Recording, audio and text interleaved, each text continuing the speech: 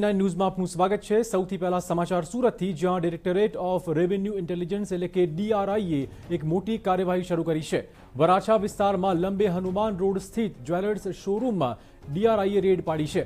દુબઈથી ગેરકાયદેસર સોનું ઇમ્પોર્ટ કરાયું હોવાની માહિતી મળતા જ ડીઆરઆઈએ કાર્યવાહી શરૂ કરી છે।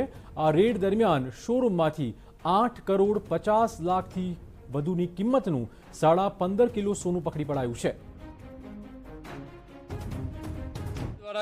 વરાછા વિસ્તારમાં આવેલા જ્વેલર્સની અંદર જે દરોડા પડ્યા હતા તેની અંદર જે રીતે કહી શકાય છે કે 2 લોકોની જે અટકાયત કરવામાં આવી છે।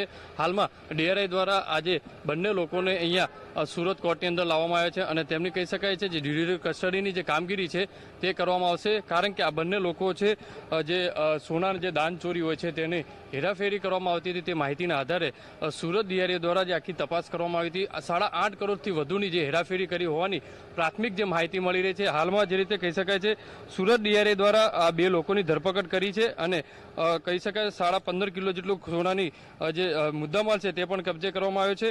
સાથે જે કહી શકાય છે હાલમાં જે પોલીસ દ્વારા આ બાબતે ઊંડાણપૂર્વક તપાસ પણ કરવામાં આવી છે। ડીઆરઆઈ દ્વારા જે રામભાઈ અને વિપુલ સુવાગિયાની નામના 2 વ્યક્તિઓની ધરપકડ કરી અને આ બાબતે તપાસ હાથ ધરવામાં આવે છે। ક્યાંથી આ સોનું મોટા પ્રમાણમાં લાવતા હતા, કેવી રીતે લાવતા હતા, કોના મારફતે લાવવામાં આવતું હતું તે બાબતે આખી તપાસ કરવામાં આવશે।